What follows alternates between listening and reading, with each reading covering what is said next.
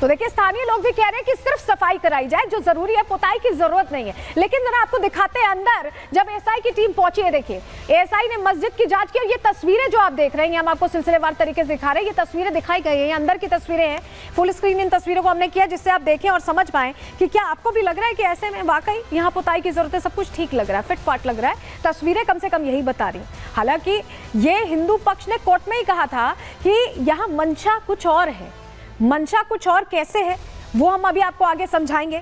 लेकिन सबसे बड़ी बात यह है कि हिंदू पक्ष का जो शक था, ये जो तस्वीरें हमने आपको दिखाई उसमें वो शक सच साबित हो रहा है। कैसे आपको बताते हैं। एएसआई ने अपनी रिपोर्ट में बड़ा दावा किया, बड़ी बात उनकी तरफ से कह दी गई है। मस्जिद कमेटी की मनमानी की बात यहां सामने आ गई है। पहले भी कई मरम्मत और पुनरुद्धार हुए हैं। एएसआई ने कहा कि बीच में मतलब अंदर मरम्मत चल रही थी, किसी को बाहर जानकारी नहीं थी।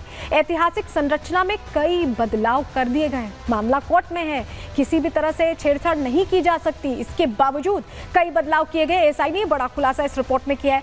फर्श की टाइलों को और पत्थरों को बदल दिया गया है, ये जानकारी मिली है। मस्जिद के अंदरूनी हिस्से में भी बदलाव किए गए, चेंजेस किए गए। सुनहरे, लाल और हरे रंग के तामचीन पेंट किए गए हैं और ये नए बदलाव हैं। इस रंगाई से ऐतिहासिक मूल सतह ढक गई, यानी जो ऐतिहासिक मूल की सतह थी उसे ढकने की कोशिश की गई और ये छेड़छाड़ हुई है। ये खुलासा एक तरह से सामने आया है।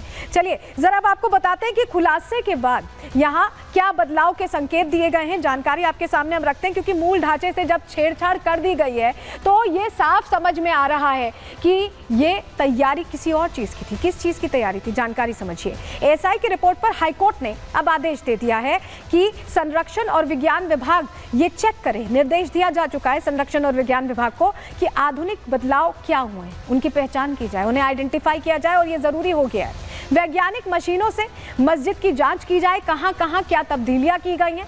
ढांचे को मूल रूप में लाने के लिए भी एक्शन होगा, हाईकोर्ट ने ये कह दिया है। एएसआई मेरठ सर्किल कार्य योजना इसके लिए बनाएगी। तो अब ये निर्देश सामने आया है एएसआई की रिपोर्ट के बाद कि अब इस मामले में ये जरूरी हो गया कि क्या बदलाव किए गए उनका भी पता लगाया जाए, क्योंकि अंदर खाने बदलाव चल रहे थे जबकि मामला कोर्ट में था। हमारे सहयोगी वैभव की इसी से जुड़ी रिपोर्ट देखिए। ये तो हर साल जो है रंगाई पुताई चली आ रही है। ये तो छोटी मस्जिद हो, हमारे मकान हो, दुकान हो, ये तो रमजानों में हम सब करते ही हैं और उसी के नाते हर मस्जिद की साफ सफाई होती चली आ रही है। इसमें कोई ऐसा बदलाव नहीं किया गया, ना ही हम कर सकते हैं बिना एएसआई के परमिशन के। ये हाई कोर्ट का फैसला जो हम जो है सही मानते हैं, मगर उसमें जो है जब दोनों पक्षों को सुना जाएगा तो फैसला सही होगा। सफाई तो सफाई है, घर सही या मस्जिद सही या मंदिर सही, ऐसा मान लें आप। इसमें कोई इजाजत हो रही है किसी को सफाई में और कामों में, मरम्मत में, है ना। ये तो होना ही चाहिए, पुताई होनी चाहिए। और हम तो एक अपने बचपने से यही देख रहे हैं और साल के साल ही पुताई होती है यहाँ पर। कोई क्या कहता है इससे हमें कुछ नहीं कहना है, किसी के ऊपर आपत्ति नहीं करनी है, मगर हम बस यही कहना चाहते हैं कि हम जब बड़ी बड़ी उम्र के यहाँ लोग हैं, 50 साल से मैंने देखा है कि शाही जामा मस्जिद में हर साल रंगाई पुताई का, साफ सफाई का काम होता था। अब अदालत क्या कहती है वो फैसला अदालत का है। साल के साल पुताई होती है रमजान को, और अब तो पुताई नहीं हो रही तो इस पर रौनक नहीं आ रही। हम बचपन से नमाज पढ़ते चले आ रहे हैं, यहाँ पुताई साल के साल होती है। ये तो एक तरफा आ रही है साफ बात कि अब पुताई नहीं हो गई, कुछ नहीं हो गई। तो सुना आपने, आज नमाजी पहुंचे थे, शुक्रवार का दिन था, नमाज पढ़ने पहुंचे थे। उनका ये कहना है कि पुताई होनी चाहिए। लेकिन एक और बात आपको बताएं, एएसआई की रिपोर्ट में ये तो बताया गया है कि पुताई की जरूरत नहीं, लेकिन ये भी बताया गया कि कई ऐसी चीजें हैं जिन पर मरम्मत की खास जरूरत है। लेकिन प्रश्न यही खड़ा होता है कि मस्जिद कमेटी ने मरम्मत को लेकर तो कोई गुहार नहीं लगाई, सिर्फ रंगाई पुताई को लेकर ही गुहार लगाई। क्या इनका मकसद कुछ और था? क्या वाकई जो हिंदू पक्ष कह रहा था कि कलाकृतियों को हटाने का मकसद है, जो लोग भी कह रहे, स्थानीय हिंदू भी कह रहे हैं, वही मकसद था? रिपोर्ट के जरिए आपको समझा रहे हैं, रिपोर्ट देखिए।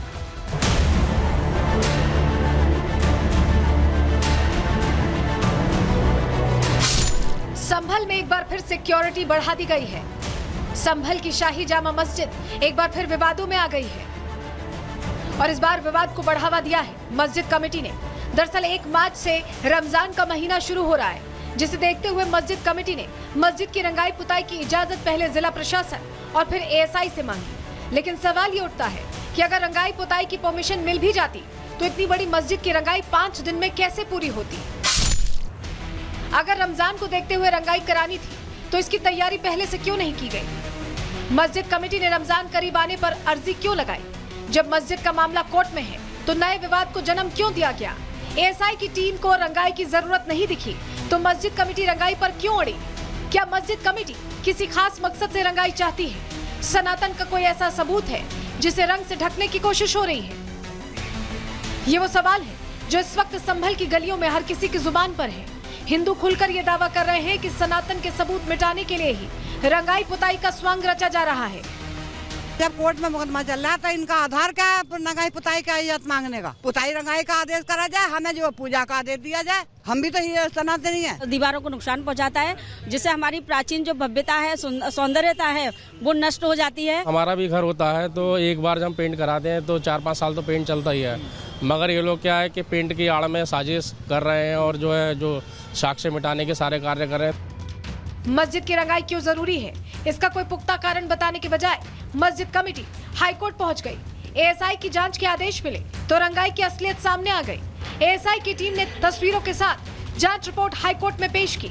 तस्वीरों में साफ दिख रहा है कि अभी मस्जिद में किसी तरह के रंग रोगन की जरूरत नहीं है। जिस सच्चाई को मस्जिद कमेटी सालों से छिपा रही थी वो सच्चाई भी कोर्ट के सामने आ गई। एएसआई टीम ने दावा किया है कि मस्जिद कमेटी ने मनमाने तरीके से अंदर निर्माण कराया जिससे मूल ऐतिहासिक ढांचे में बदलाव हुए हैं। एएसआई टीम ने अपनी रिपोर्ट में मस्जिद के लिए जरूरी मरम्मत का जिक्र भी किया है। मुख्य द्वार की लकड़ी की बीम पूरी तरह से सड़ चुकी है जो हादसे का कारण बन सकती है, लेकिन मस्जिद कमेटी ने इसे बदलवाने की मांग नहीं रखी। मस्जिद के पश्चिम और उत्तर दिशा में बने स्टोर रूम जर्जर हालत में है, लेकिन मस्जिद कमेटी ने इसकी मरम्मत के लिए कोई अर्जी नहीं लगाई। जिन कमरों में लकड़ी की छतें कमजोर हो चुकी हैं, उनकी मरम्मत की जहमत भी नहीं उठाई जा रही। मस्जिद कमेटी को चिंता है तो सिर्फ मस्जिद की रंगाई की, चिंता है सनातन के सबूत छिपाने की, चिंता है कोर्ट जाकर खुद को विक्टिम दिखाने की। लेकिन इस बार मस्जिद कमेटी का हाई कोर्ट वाला दांव उल्टा पड़ता दिख रहा है। कोर्ट ने मस्जिद में हुए बदलावों की वैज्ञानिक जांच के निर्देश दे दिए हैं, जिसके बाद हो सकता है कि मस्जिद कमेटी का झूठ बेनकाब होने के साथ साथ हरिहर मंदिर के सबूत भी सामने आ जाए। Bureau report, Republic Bharat.